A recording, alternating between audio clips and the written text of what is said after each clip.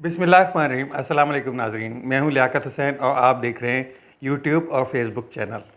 तो अब तक की जो ख़बरें हैं वो ये हैं कि जो सुप्रीम कोर्ट का फ़ैसला है वो तो आप सब तक पहुंच चुका होगा, क्योंकि उसमें काफ़ी टाइम गुजर चुका है। और तकरीबन मैं ये समझता हूं कि तकरीबन पाकिस्तान की हर जो पाकिस्तान के साथ अटैच हैं उन तक ये खबर पहुँच चुकी होगी। फिर भी मैं आपको एक रिवाइव दे देता हूँ उसका कि सुप्रीम कोर्ट ने आज 3 रुकनी बेंच ने जो फैसला किया है वो 14 मई को पंजाब के इलेक्शन अनाउंस कर दिए हैं। और दूसरा उसके साथ ही जो 10 अप्रैल तक वफाकी हुकूमत को 21 अरब डॉलर जो है वो 21 अरब रुपए 21 अरब रुपए जो है वो 10 अप्रैल तक इलेक्शन कमीशन को देने के लिए भी कह दिया गया है।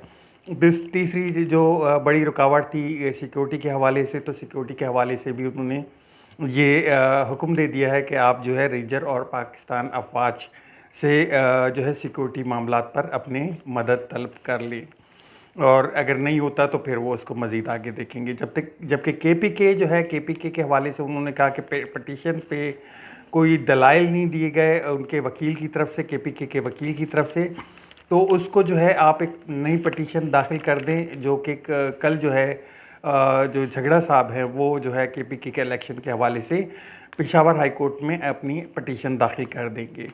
अच्छा, अब ये मामला तो यहाँ पे तय पा चुका, कम से कम जो रात तक हमारी जो वो थी, और एक असेसमेंट थी जो मैंने आपको लास्ट व्लॉग में भी बताया था कि तकरीबन जो फ़ैसला है वो इलेक्शन के हवाले से ही आना है, क्योंकि आइन के अंदर रहते हुए आप कितने भी जजेस क्यों ना बिठा दें तो उन वो जो है एक फ़ैसला जो है वो आइन के मुताबिक 90 डेज़ के अंदर इलेक्शन ही है, और हम लोग इलेक्शन की तरफ जाते हैं।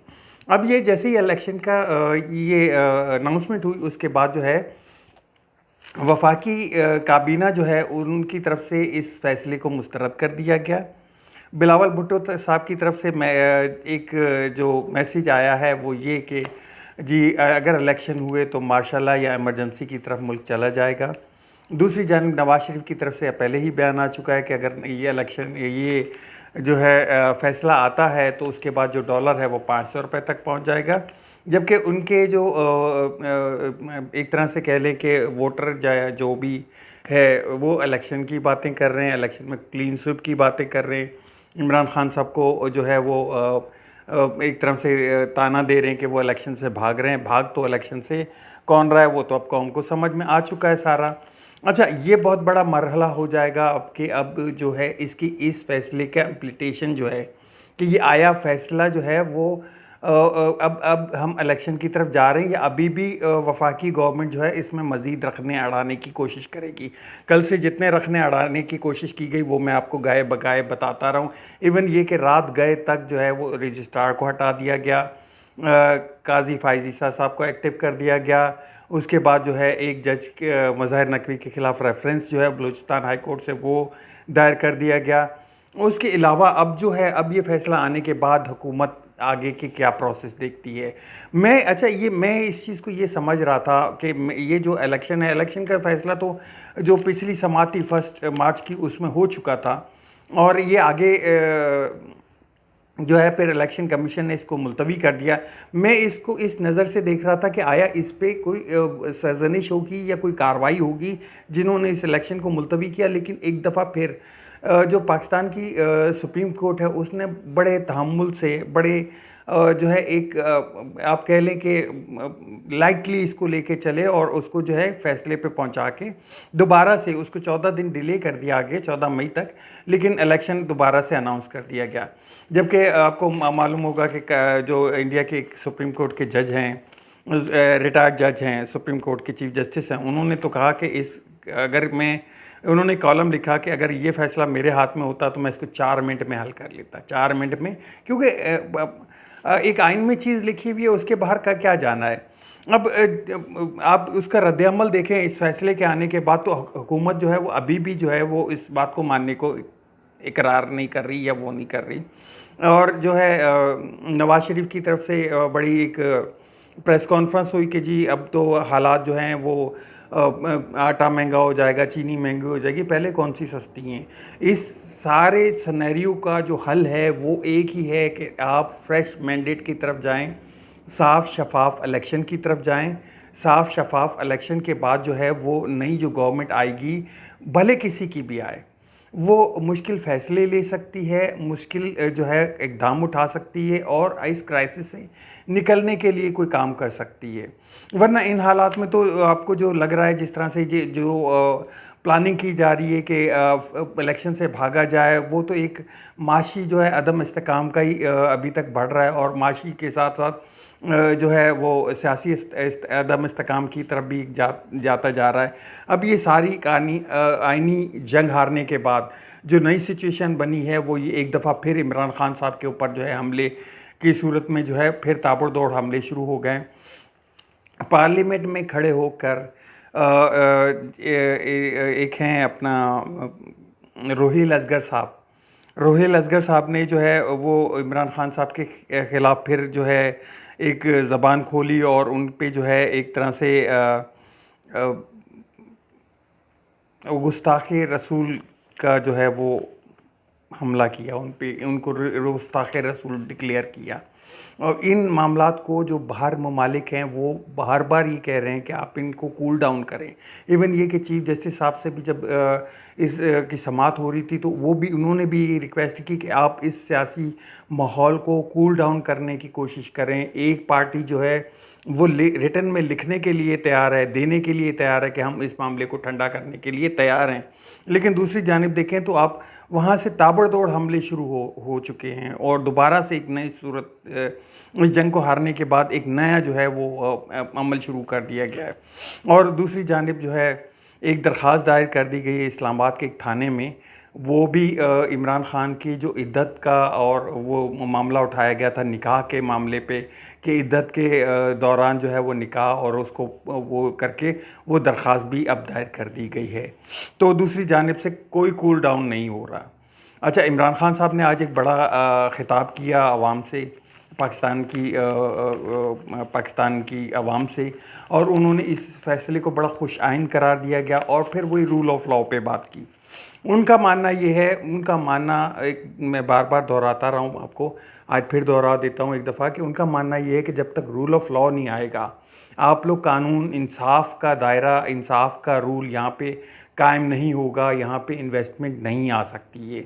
आज भी जो है एक ख़बर यही है कि जो हमारे पड़ोसी ममालिक हैं जिन्होंने हमें एक अंदिया दिया हुआ था कि हम आपकी मदद करेंगे लेकिन आप जो है इस मामलात को कूल डाउन करें, उन्होंने भी एक अंदिया दे दिया कि भाई ये इन हालात में तो कोई भी इन्वेस्टमेंट के लिए तैयार नहीं है। तो मुल्क वहीं पे दोबारा उन्हीं पोजीशन पे जा रहा है। तो मामलात को जब तक आप कूल डाउन नहीं करेंगे, जब तक आप इन बैठ के बात नहीं करेंगे, सुप्रीम कोर्ट की तरफ से भी बार बार यही कहा जा रहा है, बाहर ममालिक की तरफ से भी बार बार यही मैसेजेस दिए जा रहे हैं कि आप बैठें, मुज़ाकरात करें। और मुज़ाकरात करने में इमरान खान साहब का पहला स्टेप जो है वो सिर्फ यही है कि आप जो है इलेक्शन की बात करें। मेरे साथ पहला जो शर्त है वो यही है कि इलेक्शन की बात करें, इलेक्शन की डेट दें, उसके बाद मैं आपके साथ बैठने के लिए तैयार हूँ, आपके साथ गुफ्तगू भी करने के लिए तैयार हूँ। अभी तक इस सुप्रीम कोर्ट के 2 दिन जो दिए थे उन्होंने कि पीर को या मंगल को हम फैसला सुना देंगे, जुम्मे से लेके मंगल तक के दौरान अभी तक कोई मुज़ाकरात नहीं हुए। ये जो 2 मज़ीद सूरत हाल डेवलप हुई हैं उनके बाद तो और मज़ीद हालात जो हैं वो मज़ीद बिगड़ने के चांसेस हैं। अच्छा, दूसरी जानिब जो है अब PMLN जो है एक अपना मजबूत नैरेटिव जो है वो जस्टिस या जो जुडिशरी है उसके ख़िलाफ़ बना रही है। अब जो है उनका सारा जो एक तरह से प्लानिंग है या पूरा जो फोकस है वो जुडिशरी के ख़िलाफ़ हो रहा है। नवाज शरीफ साहब ने आज फिर जो है एक दफ़ा फिर कहा कि इन 3 जजेस के ख़िलाफ़ जी जो है आपको एक तरह से वो इनके ख़िलाफ़ कार्रवाई करनी पड़ेगी और इनके ख़िलाफ़ जो है एक रेफरेंस दायर करना पड़ेगा।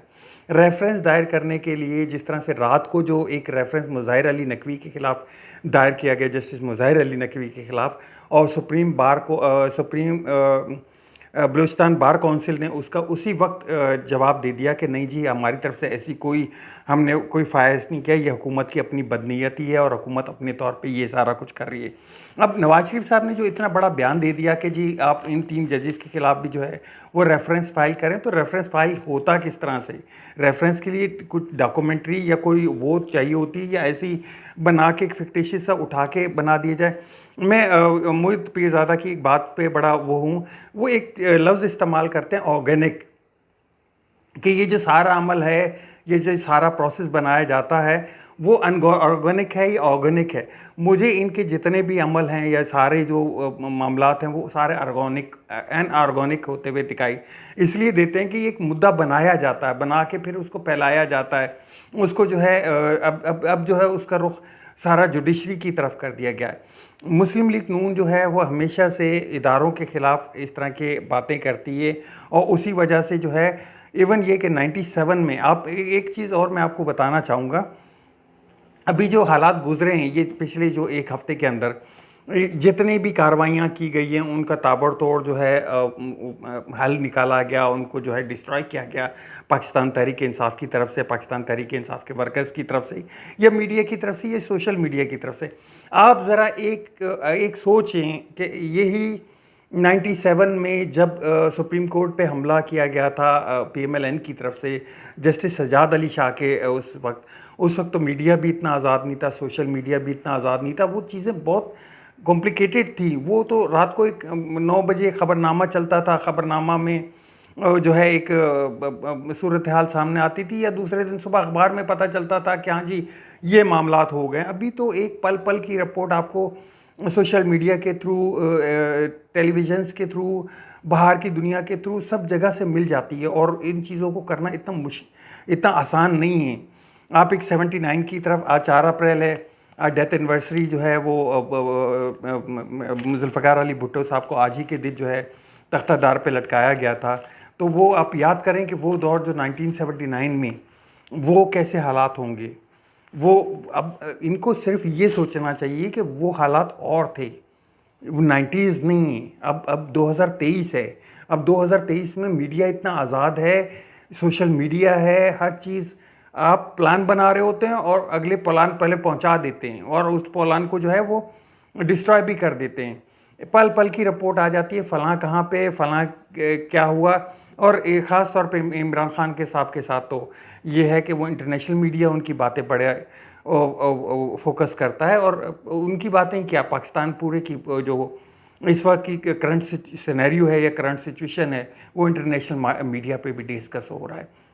आज की जो फैसला था सुप्रीम कोर्ट का, वो उसको बड़ा इंटरनेशनल पे मीडिया पे जो है सराहा गया कि इन हालात में, इन प्रेशर के दौरान पाकिस्तान की जुडिशरी ने इतना बड़ा फ़ैसला और इतना ज़बरदस्त फ़ैसला किया है। और दूसरी बात एक मैं बताता चलूँ कि हम इस वक्त जो है पाकिस्तान मजाक बना हुआ है पूरी दुनिया में। दुनिया तरक्की कर रही है आगे, और हम दिन ब दिन पीछे की तरफ पैर रखते जा रहे हैं। हम जो है नए से नए तजुर्बात करते जा रहे हैं। हाँ, क्या हमें आगे बढ़ने का शौक़ नहीं है? क्या हमें आगे जाने का शौक़ नहीं है? क्या हमें अपनी गुर्बत को ख़त्म करने का वो नहीं है? हमारी अवाम भी तो, हम लोग भी तो कोशिश करें कि हमारी अवाम भी तो गुर्बत से निकल सके। तो इसमें तो बेहतर ये होगा कि इन तमाम जमातों को बैठकर डायलॉग करने चाहिए, और डायलॉग तो जाहिर सी बात है गवर्नमेंट की तरफ से होने चाहिए, क्योंकि बड़ा हाथ जो है वो गवर्नमेंट का है। गवर्नमेंट को एक कदम आगे बढ़ाना चाहिए, ना कि वो जो है नवाज़ शरीफ की तरफ से बयान आ जाता है, मरीम नवाज़ की तरफ से ट्वीट आ जाता है, बिलावल भुट्टो की तरफ से एक एमरजेंसी या माशाल्लाह की धमकी दे दी जाती है, या फिर शहबाज शरीफ साहब की तरफ से बता दिया जाता है, पार्लियामेंट में बैठ के गालम गलोच तक होती है। पार्लियामेंट में बैठ के गुस्ताखे रसूल के नौज़बिल्ला इतने बड़े जो है वो इल्ज़ामात लगा दिए जाते हैं, वो भी किस पे, पाकिस्तान के इतने बड़े लीडर पे, इमरान खान पे। ये चीज़ें नहीं जो है इसको कूल डाउन करेंगी।